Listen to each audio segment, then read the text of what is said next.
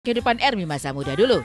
Tak disangka, meski sudah berusia hampir 5 abad, tembang itu masih begitu elok didengar, bahkan juga di cover banyak penyanyi muda. Namun di balik kemasyhuran dua tembang fenomenal itu, benarkah ada cerita lain di baliknya? Inilah pengakuan Ermi Kulit saat ditemui tim insert investigasi di kediamannya. Kalau kasih cinta yang indah, kalau pasrah kan ditinggalkan. Dua purnama tanpa terasa berlalu sudah 2 purnama, jadi udah berapa lama tuh itu ditinggalkan. Luar biasa, padahal cerita tentang kasih ini itu kan album ketiga dan kebetulan dulu saya kalau rekaman sama Ireng Maulana tuh saya taunya Kak Ireng udah siapin lagunya, tinggal Ermi nanti tanggal sekian masuk lagunya apa gitu, gampang lagunya. Jadi saya kadang-kadang dikirim, kadang-kadang di studio dengar sebentar bisa lah gitu. Jadi dibikin ada satu lagu yang intronya kayak teng dang dang deng dong deng dong deng deng dong. Kak Ireng kok intronya kayak dangdut sih gitu. Ih, kamu sembarangan ngomong, pokoknya tenang aja, pokoknya mudah-mudahan bagus.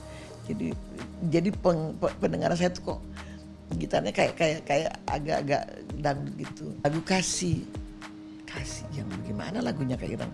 Itu yang kamu bilang teng dong dong deng dong kayak dangdut. Jadi ya Allah, nggak taunya sampai hari ini lagu itu gara-gara saya kayak dangdut itu teng dong deng deng dong, nggak taunya itu lagi hits sampai hari ini.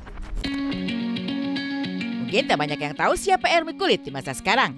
Namun di tahun 80-an, ia cukup populer, bahkan terbilang fenomenal. Meski dari aliran jazz, nama Ermi tak kalah mentereng dari penyanyi-penyanyi top lain. Karena kelincahannya bernyanyi dan suara yang begitu indah, Ermi Kulit kerap disebut dengan julukan Selena Jones-nya Indonesia.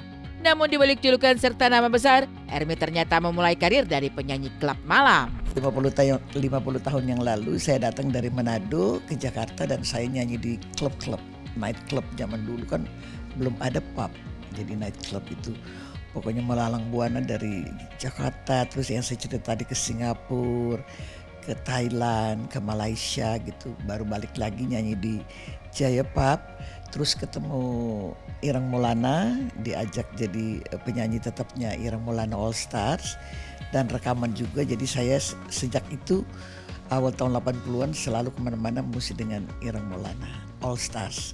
Jadi saya masih numpang di rumah saudara, tinggal jauh di Pasar Minggu, mesti nyanyi, mesti naik bus, gelantungan di bus dulu, bawa kantong isi baju, makeup di situ, baru nanti nyanyi. Saya nyanyinya di Monas dulu, ada LCC Club itu punyanya Koskoro dulu. Terus beberapa klub juga di Jakarta, terus ke luar negeri. Jadi 50 tahun jadi udah kaya hati, kaya pengalaman gitu. Kalau orang tanya harta apa, nggak ada harta, ya adalah kaya hati gitu. Jadi pengalaman. Jalan karir Ermi Kulit memang penuh liku. Bisa dibilang, ia termasuk salah satu penyanyi besar yang merintis karir dari nol. Tapi siapa yang menyangka jalan takdirnya berubah ketika ia go internasional. Beberapa negara besar seperti Singapura hingga Thailand pernah menjadi tempat persinggahannya. Dikarenakan talenta suaranya yang begitu fenomenal, Ermi pun kerap tampil di acara-acara besar. Salah satu yang tak terlupakan ialah penampilannya di depan Raja Malaysia. Saya punya kesan khusus di Malaysia beberapa waktu yang lalu. Bung Bob waktu itu dia sudah biasa di sana, Bob Tutupoli telepon Ermi dari Malaysia, dari Raja Malaysia, pingin Ermi nyanyi di sana. Jadi ada 2 kali, tapi yang hubungin pertama Bob Tutupoli. Terus jadi waktu itu ada Sultan Kedah jadi raja Malaysia. Jadi kita nyanyi malam tahun baru di sana. Terus ada satu kali lagi di istana yang dia kumpulin semua datuk-datuk yang selama dia jadi sultan, datuk-datuk. Jadi nyanyi itu nggak boleh ngomong macam-macam, cuma thank you gitu. Kalau tahun baru sih jingkrak sampai istri raja juga happy, dan semuanya karena lagu kasih, mereka suka lagu kasih. Bisa dibilang, hampir semua catatan perjalanan 50 tahun karya Ermi telah diabadikan di Museum Musik Dunia. Hanya beberapa kenangan indah yang masih terpajang di rumahnya, seperti foto muda dahulu, Beberapa foto cover album hingga kaset CD yang menjadi bagian dari buah kesuksesannya selama 5 dekade berkarya di belantika musik jazz. Ini yang paling fenomenal tuh. Pasrah, Rian Kyoto. Ini Kasih, yang merah nih Kasih.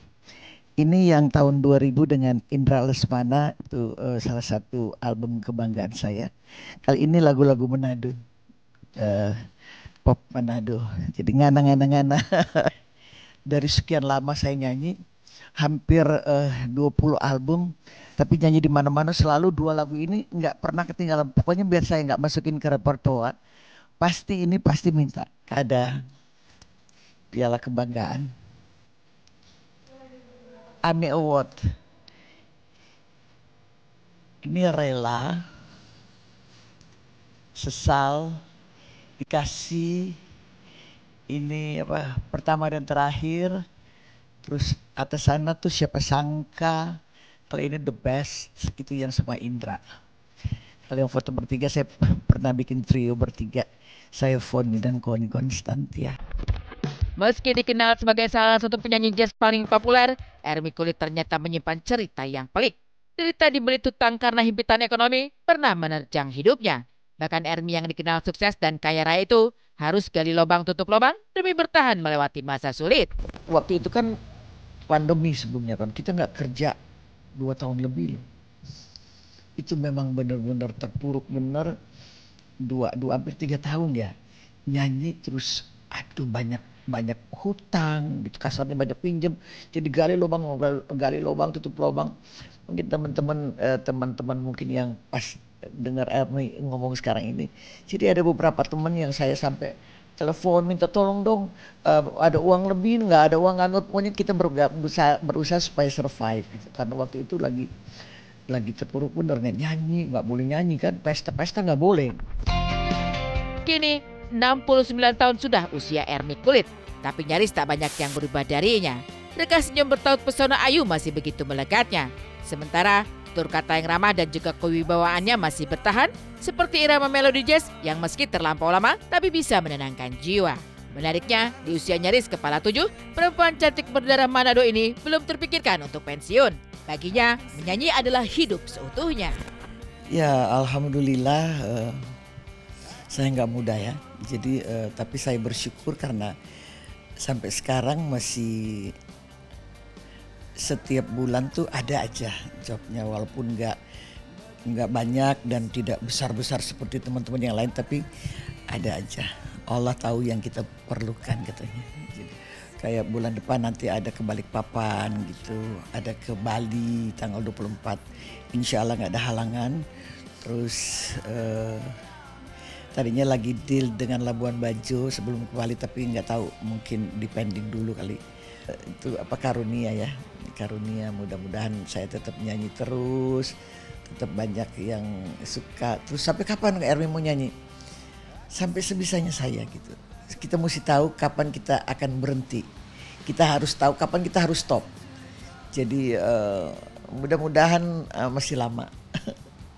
Mungkin 5 tahun lebih, kita nggak tahu gitu. Mudah-mudahan Allah kasih panjang umur gitu, sehat gitu, dan tetap berkarir terus. Dari Ermi Kulit, seperti apa potret warung nasi uduk di gang yang tetap eksis dan ramai selama 3 generasi? Saksikan saat lagi hanya di Insert Investigasi.